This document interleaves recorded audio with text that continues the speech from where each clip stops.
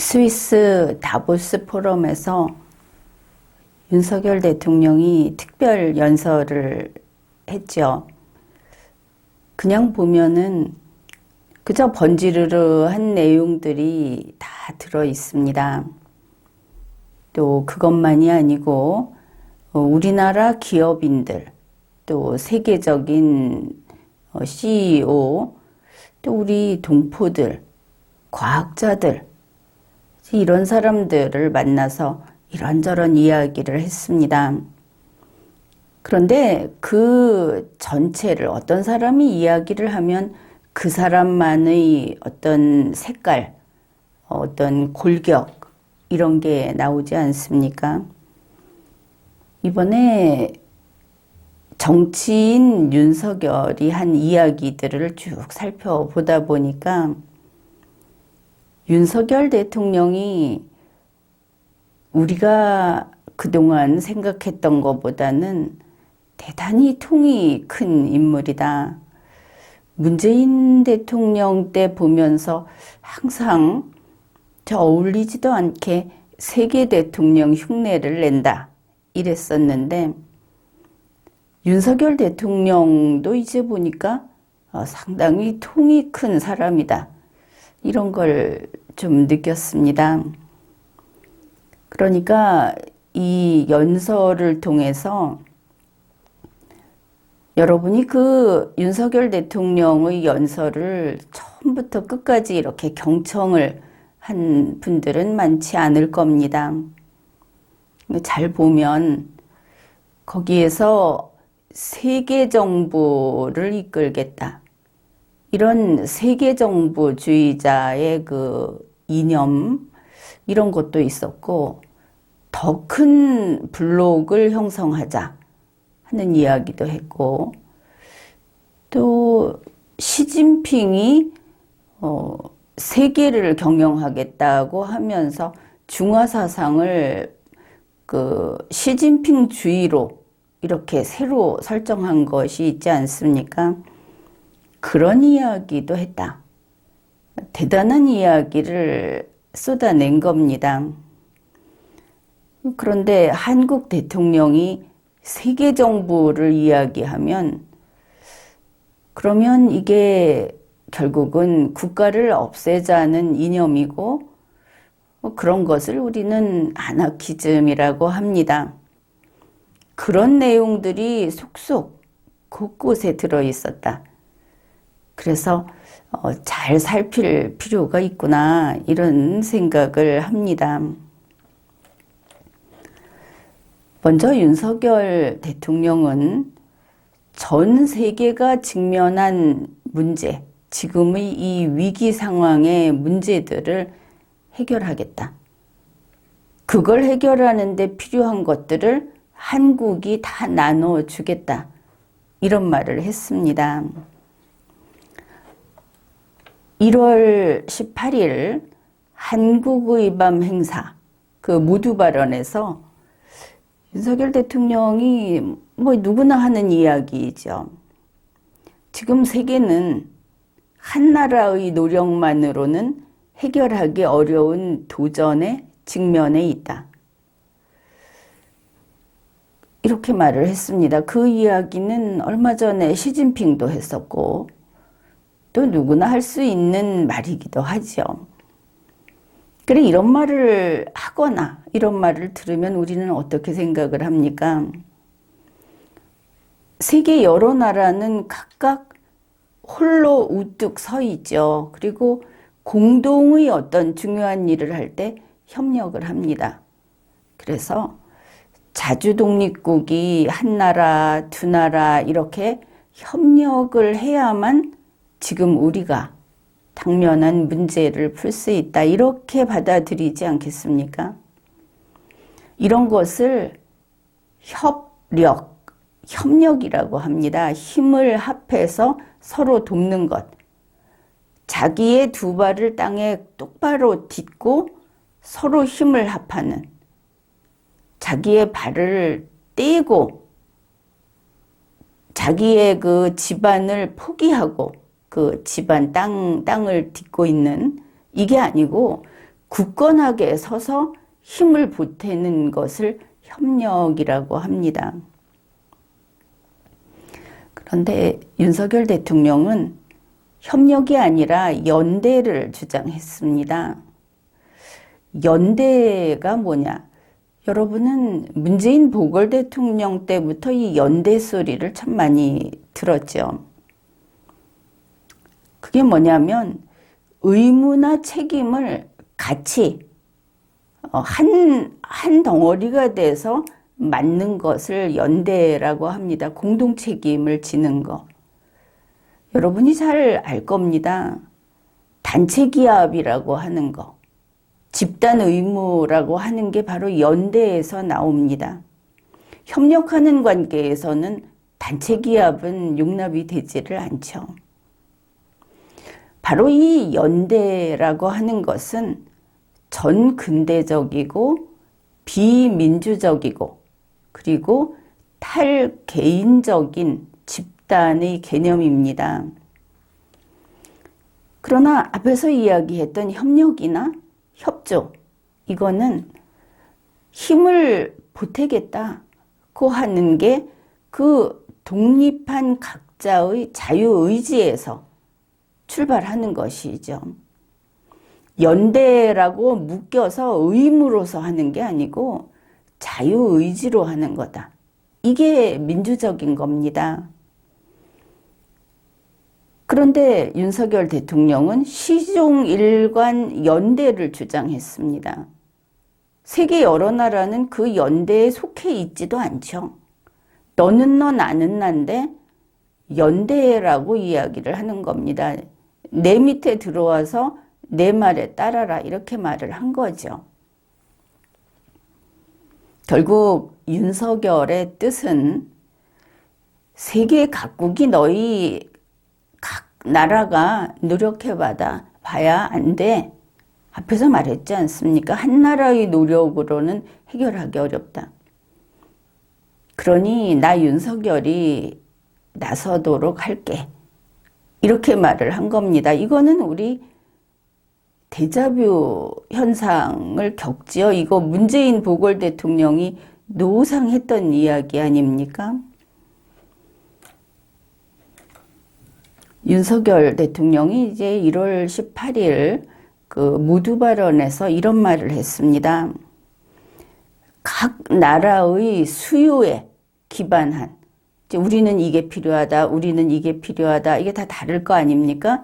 그 모든 거에 맞춤형 국제협력 프로그램이 부산 이니셔티브다.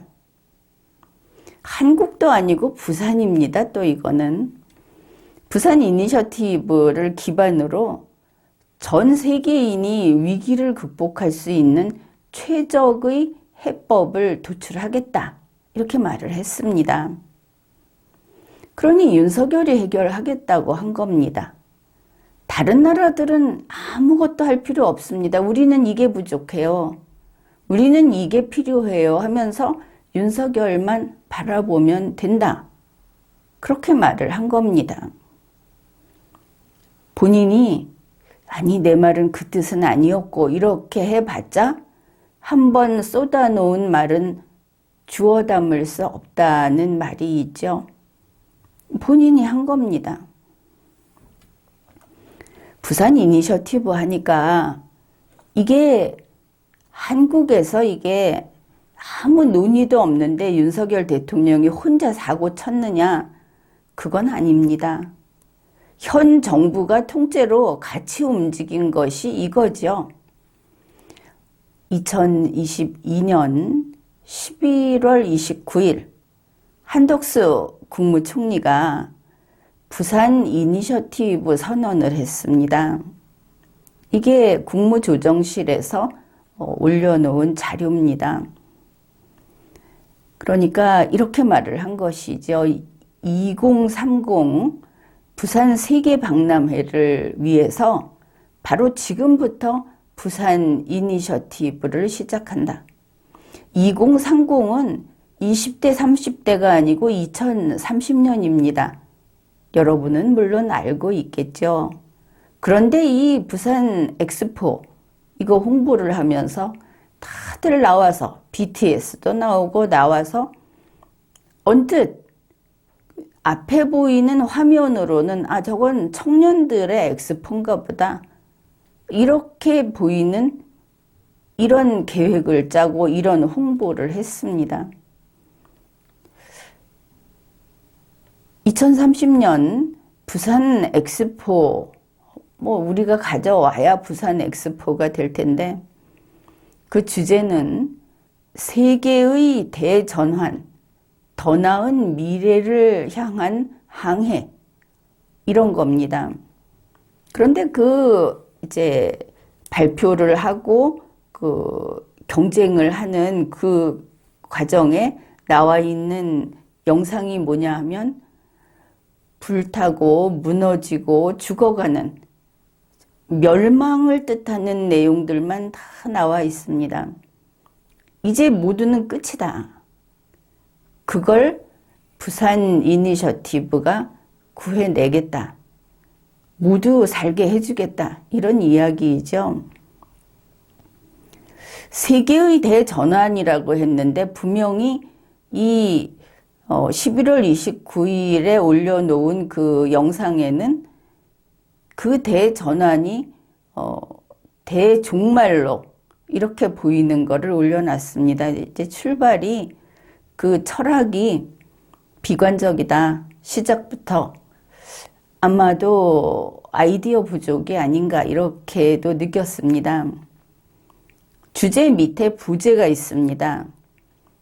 자연과의 지속 가능한 삶, 인류를 위한 기술, 돌봄과 나눔의 장, 이 세 가지가 부제로 붙어 있습니다. 아무튼 그런 행사를 했습니다.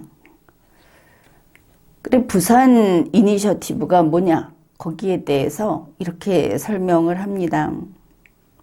한국이 디지털 격차, 전 세계에는 이 디지털의 그 기술이라든지 이걸 누리는 수준이 정말 차이가 많이 나죠. 아예 디지털을 모르는 세상도 아직 많이 있고, 그 다음에 기후변화, 보건위기, 식량 문제, 그리고 미래 세대 인력 양성, 이게 세계 각국이 처해 있는 지금 문제다. 이렇게 말을 하면서 이 모두에 대해서 구체적인 협력 사업을 추진해 나간다 하는 이런 국제 협력 프로젝트가 부산 이니셔티브다. 그런데 이런 약속을 달았습니다. 엑스포 유치에 성공 못하더라도 부산 이니셔티브는 계속해 나가겠다. 다 나눠주겠다는 겁니다. 그리고 2030년이 오면 그 결실을 마주하게 될 거다. 그러니까 부산 엑스포를, 부산을 이 세계 박람회지로 정해주지 않더라도 부산, 한국에서는 부산 이니셔티브로 전 세계를 이렇게 돕고, 그래서 2030년이 되면 이 모든 문제를 해결해 주겠다. 결실을 마주하게 되는 거니까 그렇게 발표를 한 겁니다. 그 내용 중에 이런 게 있습니다. 한국이 ODA 프로그램을 추진하겠다. ODA라고 하는 거는 이제 공적 개발 원조, 지원 이런 겁니다. 원래 뜻이. 그래서 개발도상국을 경제 발전시키고 복지를 증진시키고 이렇게 하기 위해서 그 증여를 하고 돈을 빌려주고 하는 이런 것들을 뜻하는데, 윤석열 정부에서는 이거를 확장한다고 합니다. 그러니까 개발도상국이 아니고 디지털 격차가 존재하는 모두를, 이게 일정한 똑같은 수준을 누릴 수 있게 북한에 대해서 담대한 구상을 이야기했던 것처럼 정말 통 크게, 자, 우리가 인류면 모두가 인류로서 즐겨야 된다, 누려야 된다, 이런 말을 한 겁니다. 상당히 비현실적이기는 하지만 입에서 내놨으니까 지켜야 하겠죠. 1월 16일 아부다비 지속가능성 주간 행사 그 개막식에서 윤석열 대통령이 기조연설을 했습니다. 그린 ODA 이거를 확대하겠다. 그래서 선진국과 개발도상국 사이에 기후변화에 대응하는 그 능력의 차이가 있지 않겠습니까? 이거를 실질적으로 줄이겠다. 탄소 중립은 한 국가의 노력만으로는 달성하기 어려운 거다. 사실 탄소 중립이라는 것이 우리도 지금 그 목표치를 정해놓고 아직은 감감한 상태이죠. 노력한다고 해도.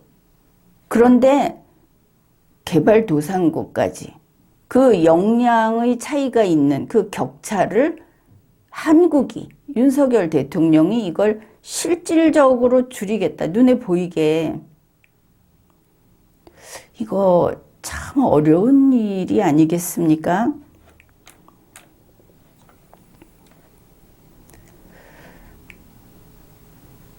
(1월 19일) 그 세계경제포럼 다보스 포럼 특별연설에서 윤석열 대통령이 한 이야기를 이제 대통령실에서 올려놓은 자료입니다. 대한민국은 그린 ODA를 통해서 나라와 나라 사이의 기술 격차, 이걸 줄이겠다. 이것도 어려운데 재원의 격차를 줄이겠다. 이 재원의 격차를 줄인다는 거는 참 우리도 그 격차 줄이는 혜택을 받고 싶지 않습니까? 그렇게 이야기를 했습니다. 그러면서 개발도상국의 기후변화 적응, 또 적응할 수 있게, 그리고 온실가스 감축, 이거를 한국이 돕겠다. 그 다음에 이렇게 말을 했습니다. 혁신적인 녹색 기술을 모든 인류와 공유하겠다. 이 공유라는 데 좀 집중을 해 주십시오. 이게 무슨 뜻이냐 하면은 윤석열 대통령이 내가 한국을 대표해서 거기 갔으니까 내가 혁신적인 녹색 기술을 가지고 있다. 그거를 모든 인류와 공유하겠다. 그러면 이게 미국이 됐든 러시아가 됐든 중국이 됐든 하여간 모든 인류에게 이 기술을 그냥 주겠다고 한 겁니다. 공유라는 의미, 그걸 알고 했겠죠. 한국의 녹색 기술을 모든 인류하고 공유하겠다. 그런데 이 녹색 기술이 변변찮으면 큰일 나겠죠. 그 욕을 먹지 않겠습니까? 그런데 그게 어떤 기술이냐 하면은 기후변화에 적응하는 기술, 실질적으로. 온실가스를 실질적으로 감축하는 기술. 이 기술도 주고 재원의 격차를 줄이려면 물자와 돈과 또 그 일을 해야 되는 인력과 이런 걸 다 주겠다는 뜻입니다. 그렇게 이야기를 했으니까. 그 다음에 이제 글로벌 리더들에게 이렇게 말을 합니다.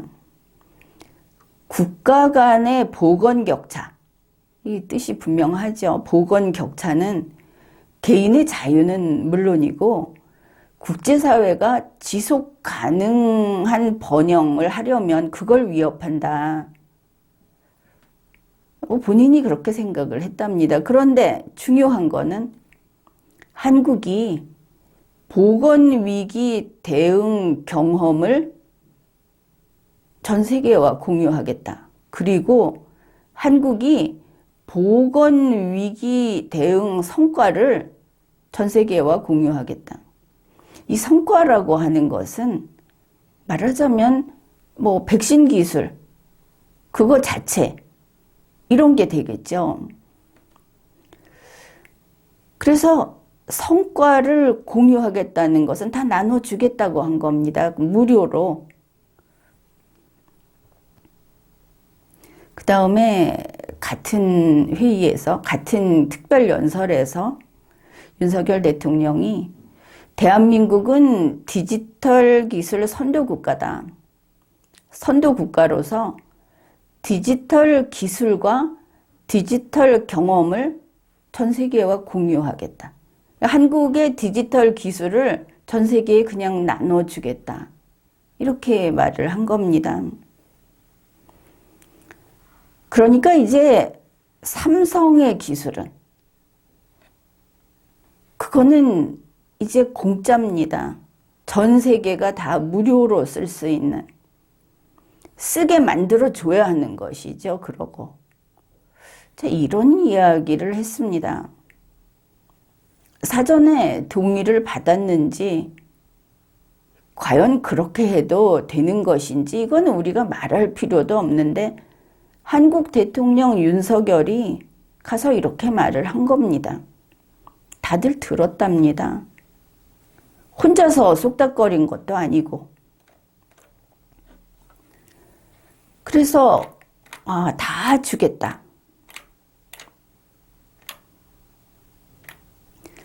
윤석열이 전 세계가 직면한 문제를 내가 해결해 주겠다. 그리고 거기 필요한 거 다 나눠주겠다고 이렇게 했습니다.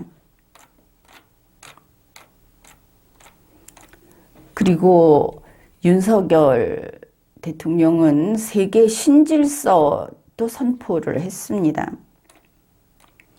이번 세계경제포럼, 다보스 포럼의 특별 연설 내용을 보면 우선 이제 첫째 제목부터 보면은 행동하는 연대를 위하여라는 제목입니다. 한글 제목이. 그런데 대통령실에서 같이 붙여놓은 것이 영어 제목입니다. Solidarity in Action. 이 액션이라는 말을 쉽게 써서는 안 되겠죠. 이 영어를 그대로 번역을 해보게 되면 투쟁 속에서 일치단결, 이런 뜻이고, 이게 살아있는, 작동하는 일치단결, 실제로 한 사람처럼 일사불란하게 움직일 것, 전 세계가. 이런 제목입니다. 솔리데리티라고 하는 그 뜻만 보면 국가의 간섭을 배제하는 노동조합입니다. 그러니까 국가의 존재, 국가의 권위를 부정하는 것이죠.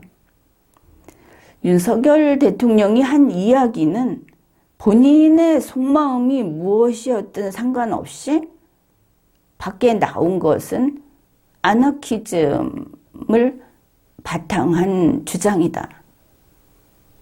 이렇게 풀이가 됩니다.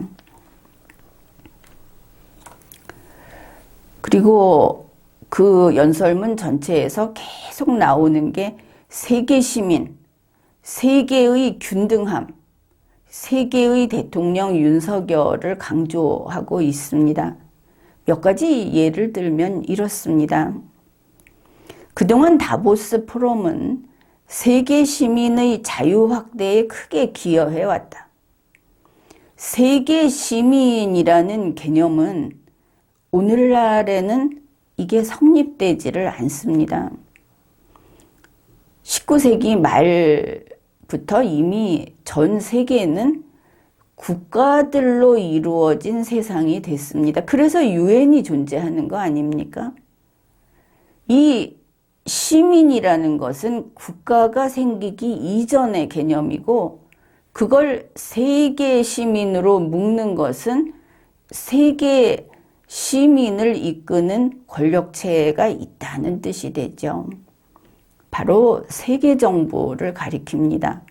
이 세계 정부를 토대로 세계 시민의 자유를 이야기하는 것이죠. 인류의 자유, 세계인의 자유, 이런 것은 그 자유가 대부분 국가 안에서 법치주의와 인간 존엄성 이런 것을 가지고 최대한 자유 보장을 하고 있죠. 그런데 그냥 한국의 대통령인 윤석열이 세계 시민의 자유를 다보스 포럼이 그런 거를 하는 곳이다 하고 가서 내가 이끌겠다고 한 겁니다. 그 다음에 기후변화의 위기, 보건과 디지털 격차, 이런 게 다 격차가 어떻게 나옵니까? 세계 시민의 개념이 아니고 그 국가가 어느 정도 역량이 있느냐, 국가와 국가 사이의 문제가 되겠죠. 근데 이 격차가 세계 시민의 자유를 위협하고 있다. 역시 국가의 그 담장을 허물고 들어가는 그런 이야기를 합니다. 세계 시민의 자유 확대에 기여하고자 하는 우리들의 노력, 또 녹색 기술을 모든 인류와 공유하겠다. 그래서 국가 간의 보건 격차, 디지털 격차, 기술 격차를 없애겠다고 이야기하고 있죠. 그건 그 국가의 역량의 한계가 저마다 있기 마련인데 그걸 싹 없애서 고르게 해주겠다. 바로 이게 윤석열의 그 사상이 아나키즘을 바탕으로 하는구나 하는 것을 아주 강력하게 보여주고 있습니다. 그 다음에 다보스 포럼 연설문을 제 2023년 윤석열의 특별연설하고 2021년 시진핑의 기조연설하고 이렇게 비교를 한 두 가지만 해보겠습니다. 우선 제목입니다. 윤석열의 제목은 행동하는 연대를 위하여 이렇게 되어 있고 액션을 하자 이렇게 말을 했습니다. 투쟁하자, 항쟁하자 이런 게 되겠죠. 2021년 시진핑의 제목은 다자주의의 횃불로 인류의 앞길을 밝히자 이랬습니다.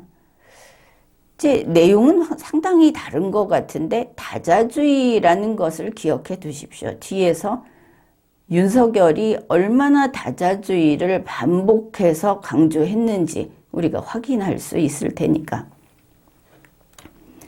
그 다음에 윤석열 대통령의 연설문이 3단락 구조로 돼 있다. 첫 번째, 우리 앞에 놓인 많은 도전, 과제, 위기, 이걸 이야기합니다. 내용은 기후변화, 코로나 팬데믹, 또 이런 다른 것들, 요런 게 들어있고, 시진핑의 연설문도 3단락 구조로 되어 있는데, 맨 처음에 현재 인류가 직면한 주요 과제. 그래서 윤석열 대통령이 말한 거하고 거의 비슷한 내용, 별 차이 없는 것들을 지금의 위기다 이렇게 이야기를 합니다.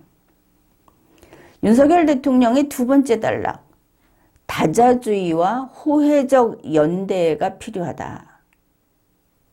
시진핑의 두 번째 단락, 다자주의와 인류 운명 공동체 건설이 필요하다. 그리고 윤석열의 세 번째 단락, 한국의 역할, 시진핑의 세 번째 단락, 중국의 역할, 이렇게 되어 있습니다. 이제 윤석열 대통령의 2023년 다보스 포럼 연설문을 특징적인 것만 살펴보기로 하죠. 윤석열 대통령이 첫째 이렇게 말을 했습니다. 팬데믹과 지정학적인 갈등, 기술 패권 경쟁과 다자무역 체제가 퇴조해서 그래서 공급망이 분절화 현상을 보이면서 재편되고 있다. 그랬습니다. 여기에서 먼저 분절화라는 것을 보기로 하죠. 분절화는 뭐 산산조각이 나다 이렇게 되겠죠.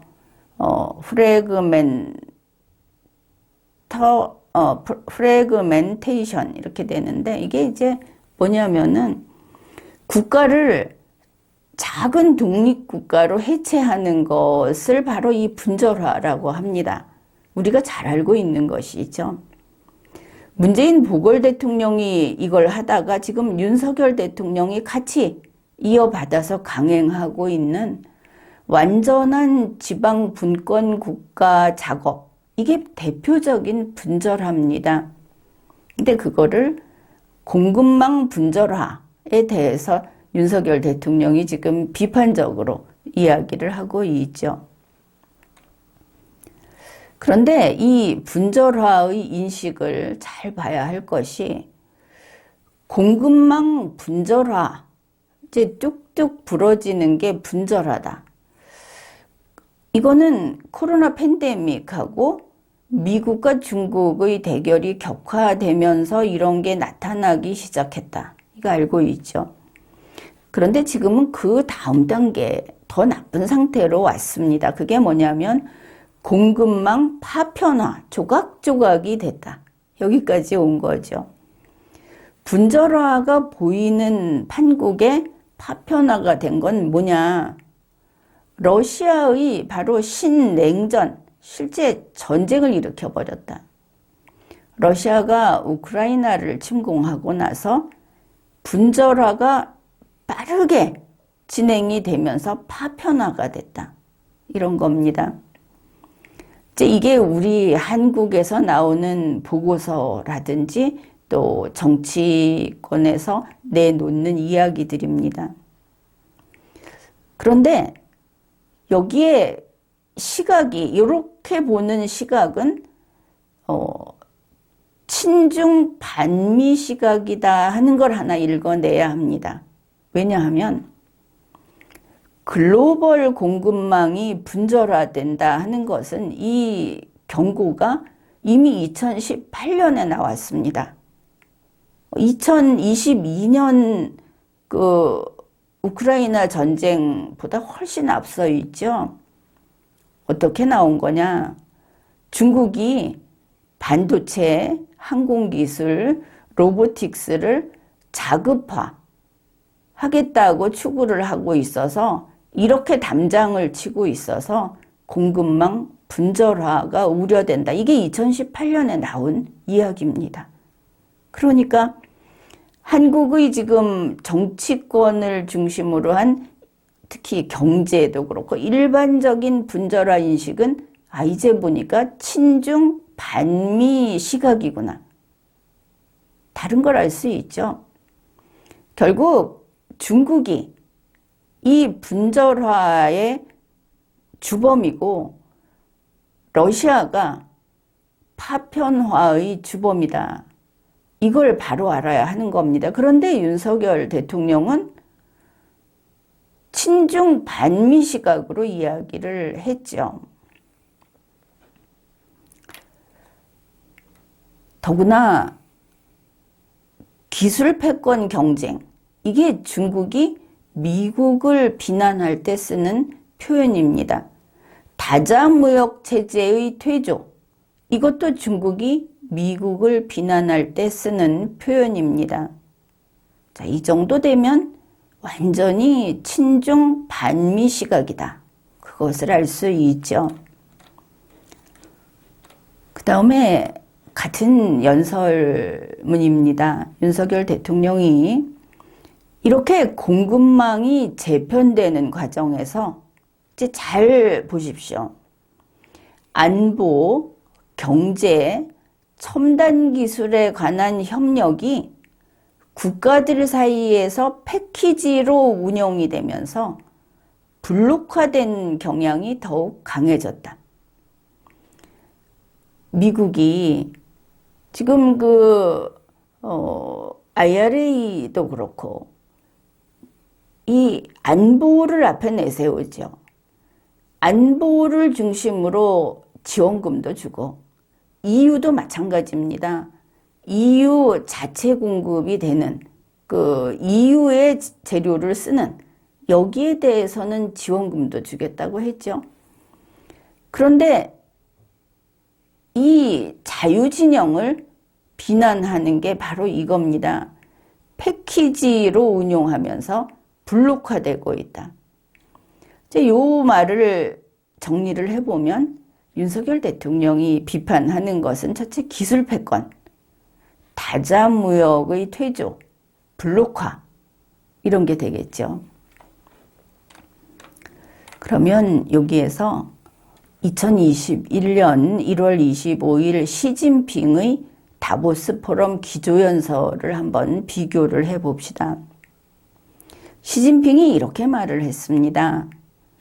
팬데믹, 경기 침체, 기후변화 이런 위기를 극복하는 데는 개방적이고 포용적인 다자주의가 필요하다. 앞에서 윤석열 대통령도 다자주의를 강조했죠. 그러면서 미국의 동맹국 중심의 블록 다자주의를 비판했습니다. 동맹국 중심의 블록 다자주의. 앞에서 이야기한 패키지로 협력하는 국가들끼리 패키지로 운용하고 블록화되는 바로 그것이죠.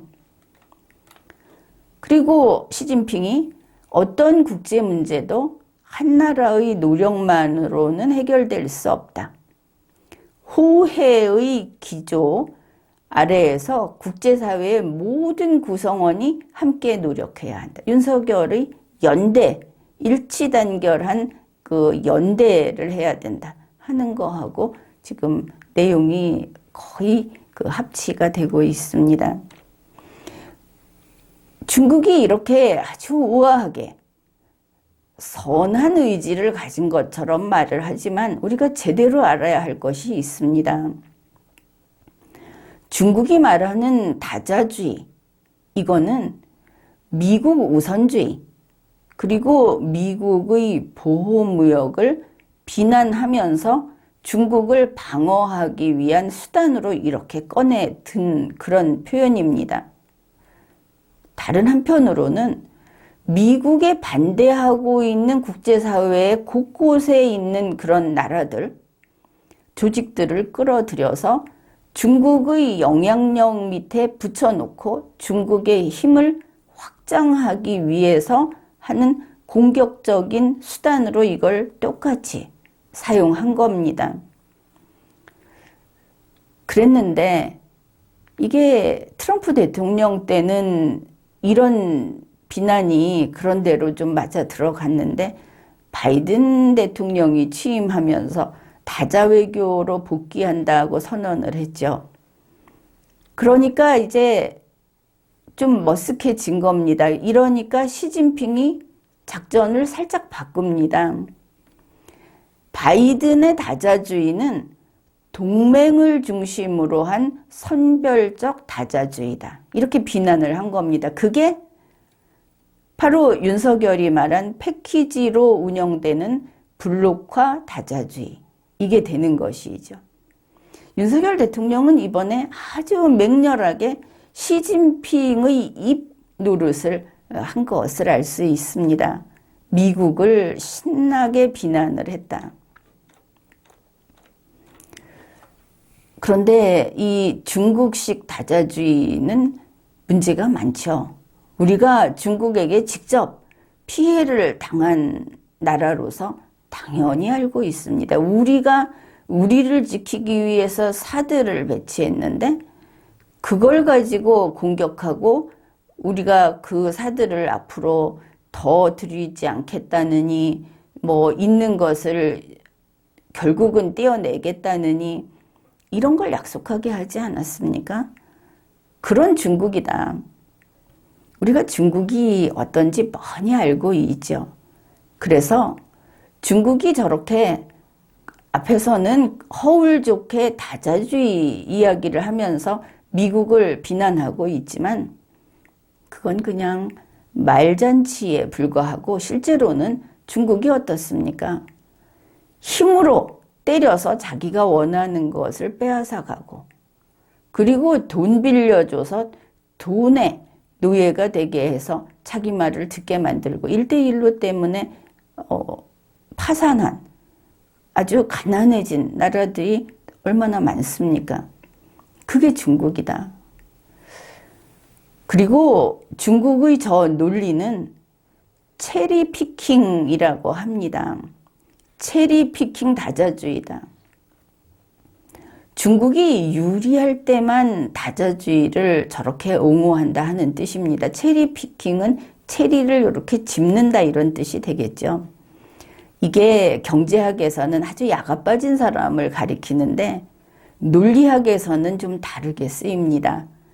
논리학에서는 불완전 증거의 오류라고 해서 케이크에 체리가 이렇게 박혀 있으면 체리만 이렇게 골라 먹는 그런 사람과 같은 태도로서 자기 주장을 뒷받침하는 증거, 자료 이런 것만 선택적으로 제시하는 그런 것을 체리 피킹이라고 하고 바로 시진핑의 다자주의는 그런 체리 피킹 다자주의다. 이런 비판을 받는 것입니다. 윤석열 대통령은 또 이렇게 말을 했습니다. 자유무역 체제는 절대 포기해서는 안 된다. 이러면 솔깃하지요. 자유무역이 좋은 건데 이렇게 생각을 할 겁니다. 계속 봅시다. 장벽을 쌓고 보호주의를 강화하는 것은 결코 올바른 해답이 될 수 없다. 이게 중국을 욕하는 겁니까? 미국을 욕하는 겁니까? 중국이 지금까지 내놓는 말로 봐서는 이거는 100% 미국을 욕하는 것이죠. 다자주의에 기반한 자유무역 체제는 존중되어야 한다. 다양성을 보장하고 연결성을 확대해서 작은 블록을 점점 더 큰 블록으로 확장해야 한다. 이게 윤석열 대통령이 주장한 내용인데 시진핑을 따라가다가 삐끗하고 길을 벗어났다는 것을 알 수 있죠. 윤석열이 비판하던 것은 보호주의이고 블록화, 칸을 치는 거, 이 블록화인데 지금 본인이 뭐라고 했느냐? 더 큰 블록으로 큰 블록을 쌓아야 된다 이렇게 말을 한 겁니다. 그러니까 사실은 이 블록이라는 것이 무엇이고 왜 블록을 비판하는가도 모르면서 이렇게 하고 있었다 하는 게 증명이 돼버린 것이죠. 블록이 안 된다고 하면 블록을 없애야 하는 것이지 더 큰 블록을 쌓으면 안 되는 겁니다. 그런데 윤석열 대통령은 다양성을 보장하고 연결성을 확대해서 더 큰 블록을 쌓아야 한다고 했습니다. 세상 무식한 소리를 이렇게 한 것이죠. 그 다음에 저는 2022년 9월 유엔 총회에서 유엔 총회는 간 적이 없고 그 전 행사에 간 거죠. 거기에서 유엔 시스템을 존중하고 연대하는 것을 역설했다. 그러면 유엔을 존중하는 거 좋은 일이지 이렇게 또 다들 넘어갈 겁니다. 그런데 유엔은 국가 위에 있지 않죠. 바로 이게 협력과 연대의 차이에서 나오는 겁니다. 대한민국이 자주 독립국으로서 유엔에 가서 어떤 활동을 하는 것은 대한민국의 벽을 헐어서 유엔에게 대한민국의 결정권을 유엔에게 양도하는 게 전혀 아닙니다. 그런 일이 있으면 그건 대한민국을 포기하는 것이 되니까. 유엔 시스템이라고 하는 것은 각 나라가 자기 나라의 독립성을 유지하고 있을 때 존재 가치가 있는 겁니다. 그런데 윤석열은 뭐라고 했느냐? 유엔에 복종하자고 한 겁니다. 유엔에게 결정권을 갖도록 하자. 역시 세계정부주의자, 아나키스트인가? 그렇게 보이죠. 블록화로 대표되는 지금의 국제 경제 질서를 보편적 규범에 기반한 자유무역 체제로 복원하자. 자, 다시 확 되돌리자 이런 겁니다. 지금의 세계의 상황은 꾸준히 발전해서 지금에 왔죠. 그런데 윤석열 대통령은 시진핑이 말하는 과거 어느 시점으로 확 돌리자. 그런데 이거는 시진핑도 생각이 그렇지 않다는 걸 아마 윤석열 대통령은 몰랐던 것 같다. 이렇게 보입니다. 아무튼 유엔을 존중하자 이랬죠. 2021년 시진핑의 기조연설, 다보스 기조연설에서 이렇게 말을 합니다. 개방성과 포용성의 기초에서 G20하고 유엔을 합쳐서 새로운 거버넌스 체제로 가자. 미국 같은 강대국이 힘을 쓰지 못하고 개미도 각각 한 표씩을 갖게 하는 바로 그 유엔, 그 방식으로 인해전술로 가겠다고 시진핑이 머리를 짜낸 겁니다. 그런데 그 이야기를 이제 보니 윤석열 대통령은 2022년 9월부터 벌써 그때 유엔 총회 그 연설을 하러 갔을 때 거기서 시진핑 주장을 대독했던 시진핑의 입노릇을 했던 것을 알 수 있죠. 본인이 굳이 그걸 꺼내서 밝혔으니까.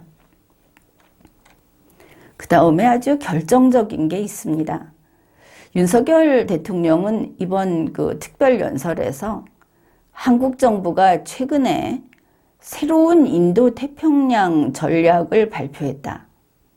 이렇게 말을 합니다. 그러면서 호혜적인 연대를 바탕으로 공급망의 복원력을 강화하고 또 이 공급망의 복원력 강화 역시 자유와 연대의 정신을 바탕으로 풀어가야 한다. 뭐 자유가 좀 들어갔지만 그 자유는 뭐냐? 중국을 빼놓지 않는 자유, 블록이 돼 있지 않는 자유, 미국과 반대편에 서 있는 게 자유. 이런 뜻이라는 걸 읽어야 합니다. 그러면 그 새로 발표한 인도태평양 전략이라는 게 있는데 한국에서 독자적으로 또 발표를 한다 그래서 좀 논란이 있었지 않습니까?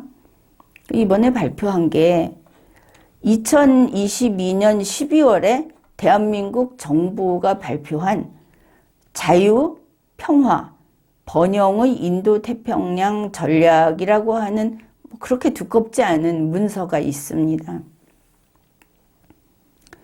거기에 핵심이 뭐냐? 앞에 자유, 평화, 번영이 있으니까 이건 좌파는 아니네 이렇게 가면은 속아 넘어가는 것이고 거기에 핵심적인 아주 중요한 내용들 지금부터 봅시다. 대한민국의 인도태평양 비전은 특정 국가를 겨냥하거나 배제하지 않는 포용적인 구상이다. 인도태평양 하면은 미국, 일본, 인도 이 자유세계들 뭐 이렇게 생각을 하는데 거기서 어느 특정 국가가 배제됐습니까? 내가 배제됐다고 아우성치고 하는 게 중국 아닙니까? 바로 대한민국의 인도태평양 비전은 중국을 배제하지 않는, 중국을 껴안고 가는 구상이다. 이거를 딱 새겨 놓은 겁니다. 그 다음에 인도태평양, 대한민국의 인도태평양 전략 3대 협력 원칙 3개가 있습니다. 제1대, 첫 번째 제1대 협력 원칙 포용.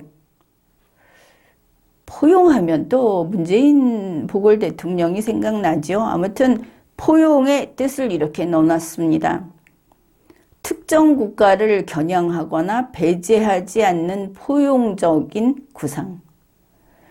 중국을 구하기 위해서 몸을 던진 것을 알 수 있죠. 제2 협력 원칙 신뢰, 제3 협력 원칙 호혜. 이 호혜는 시진핑이 노래하던 호혜. 그 다음에 또 거기에 이런 내용이 있습니다. 지역적 범위라는 항목인데 주요 협력 국가인 중국과는 국제규범과 규칙에 입각하여 상호 존중과 호혜를 기반으로 공동이익을 추구해 나갈 것이다. 인도 태평양 전략이라고 하는데 지금 어떻습니까? 중국이 해킹을 한다. 중국의 그 재료를 쓰지 말라. 미국이 메이드 인 USA로 가자 하는 그 모든 것이 안보하고 직결돼서 중국이 그야말로 적국 노릇을 하고 있어서 이렇게 가고 있는데 한국이 중국을 껴안고 들어가겠다고 하는 겁니다. 그 속에. 예전에 미국하고 뭐를 할 때 문재인 보궐 대통령이 김정은이를 팔짱을 끼고 같이 데리고 들어가려고 무수히 노력을 했죠. 똑같은데 더 큰 일을 저지르고 있다. 그게 보이는 겁니다.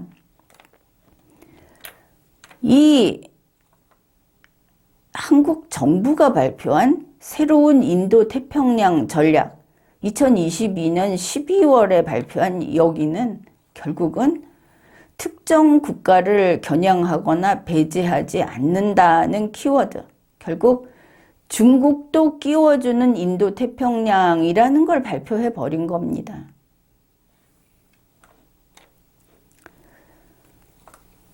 시진핑이 2021년 다보스 포럼 기조연설에서 개방적이고 포용적인 다자주의라고 한 게 무슨 뜻인가? 뜻풀이도 나와 있습니다. 개방적, 포용적 다자주의 하면 다 좋은 말 같죠? 자, 이거를 중국 인민대 국제문제연구소의 왕위웨이 소장이 이렇게 말을 합니다. 중국은 그 어떤 나라도 배제하지 않는 포용적 다자주의를 추구한다. 어떻습니까? 윤석열과 윤석열 정부에서 아예 새겨넣은 한국은 이 길로 가겠다고 한 게 바로 중국의 뜻을 따르고 있다. 분명하죠. 그 다음에 이 소장은 시진핑의 그 연설에서 개방적이고 포용적인 다자주의가 무슨 뜻이냐? 바이든식의 다자주의가 편협하다고 비판한 것이다 하고 공개적으로 이걸 밝혔습니다.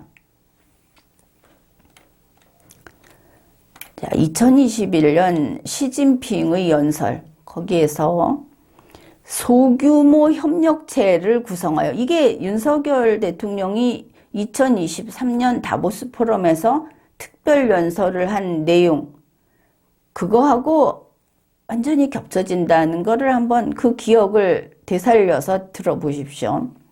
시진핑의 말입니다. 소규모의 협력체를 구성하여 신냉전을 추구하거나 체제가 다르다는 이유로 타국을 배척하거나 해서는 안 되고 공급 사슬을 탈동조화를 추구하거나 경제 제재를 부과해서도 안 된다. 이래서 미국이 동맹 중심의 다자 외교를 하고 있다고 비난을 합니다.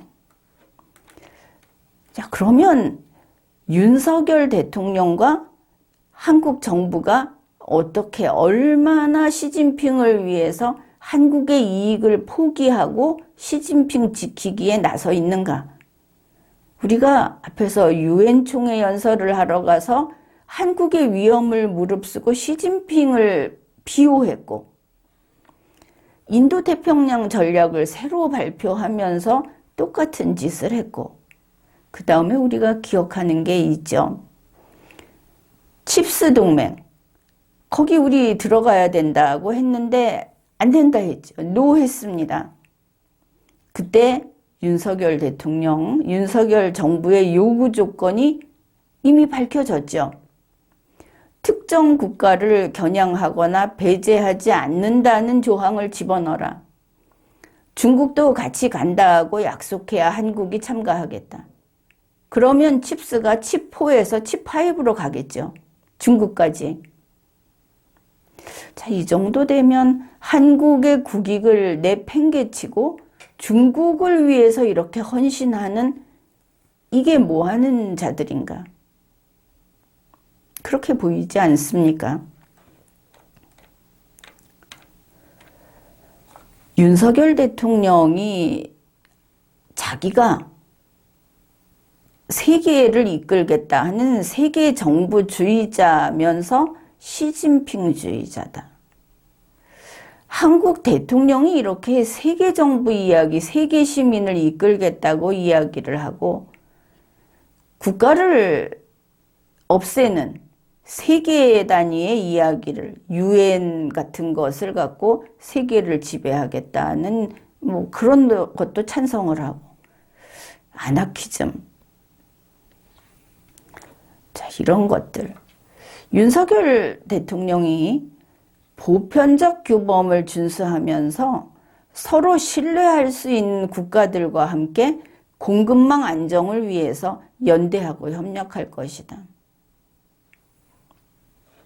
이렇게 말을 했는데, 윤석열 대통령이 다보스 포럼에 참석을 하는 그 기간에 월스트리트 저널과 인터뷰를 했습니다. 거기에서 굳이 밝힌 게 지난 G20 정상회의에서 시진핑 국가주석을 만났을 때 우리는 서로 초청을 했다. 그래서 나는 가까운 시일 내에 중국을 방문할 생각이다. 이렇게 밝혔습니다.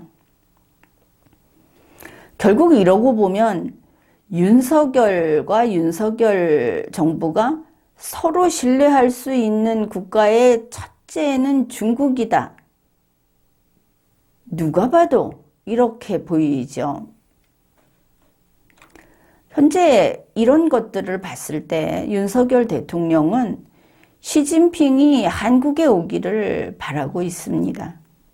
또 윤석열 자신이 중국에 국빈 방문하고 싶은 겁니다. 그걸 알 수 있죠. 그런데 현재 중국은 뭐냐? 선 중국 방문이라는 관행을 지켜라. 이런 입장입니다. 먼저 와서 인사를 드려라. 이런 것이죠.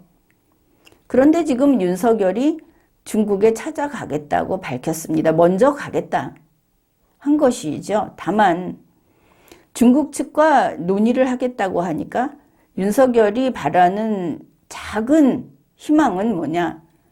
그냥 가는 게 아니고 국빈 초청을 좀 받고 싶다. 이것을 알 수 있습니다. 그래서 윤석열이 가까운 시일 내에 중국을 가려고 하는구나. 그냥 갈 수도 있는데 국빈 방문을 하게 되면 윤석열은 만족하는구나. 이렇게 볼 수 있는데 그거로 된 것일까? 자, 여기에서 우리가 물어야 하겠죠. 윤석열 대통령 혹시 미국을 잊어버렸느냐? 우리의 혈맹은 미국이다. 중국은 엄연히 적성국이다. 적국이다 이런 말이 아니고 적성국이다. 우리가 통상은 하지만 체제가 다르고 이념이 다르고, 그리고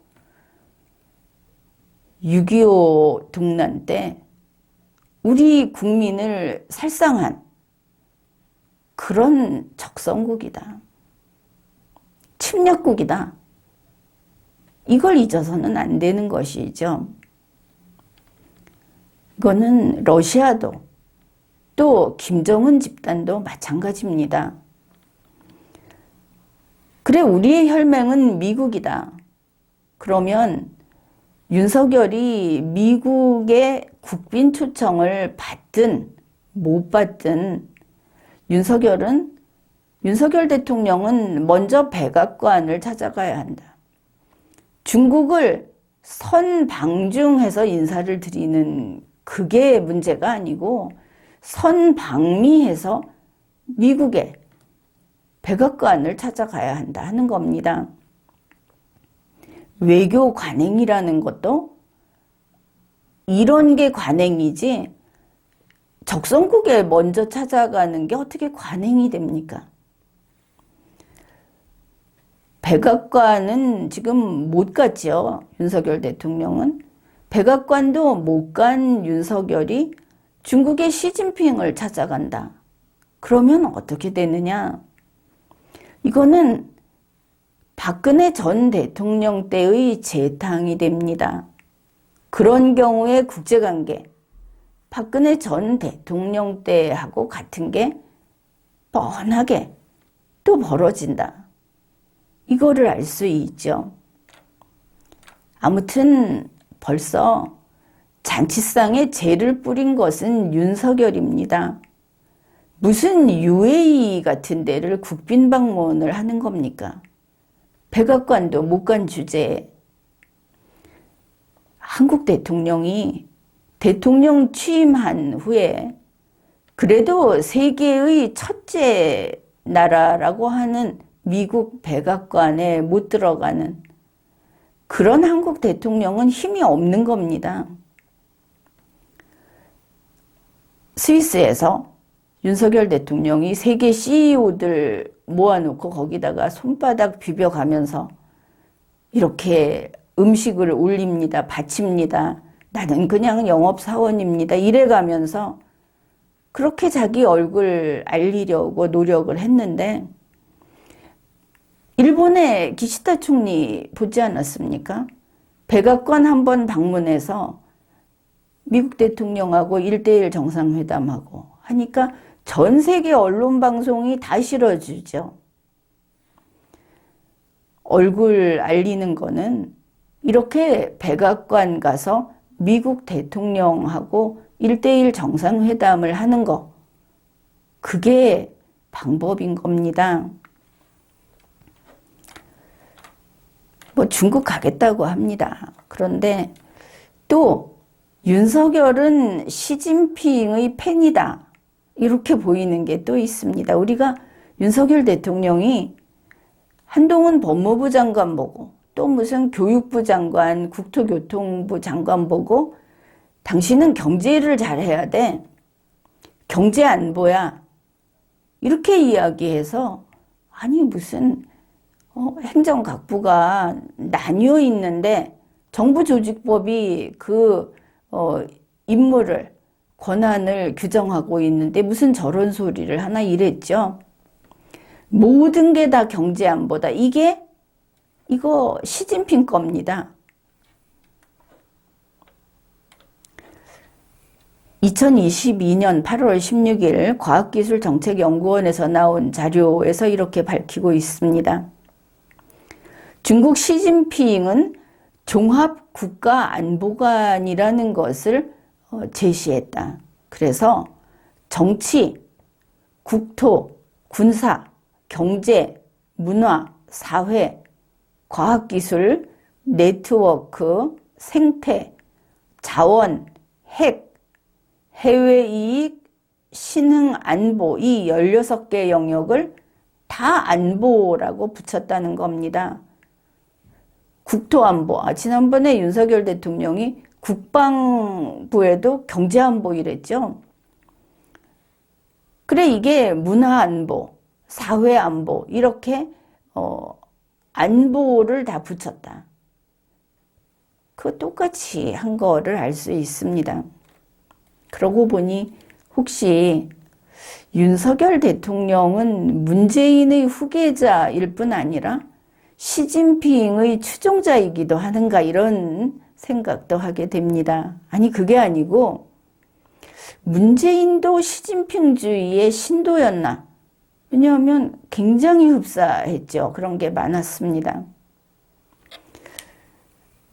어찌됐든 윤석열은 현재 우리 국민의 일꾼인 대한민국의 공무원입니다. 그 본분을 망각해서는 안 되는 것이죠. 윤석열 대통령이 문재인의 후계자여서도 안 되고 시진핑의 신도여서도 안 되고 이거는 당연한 겁니다.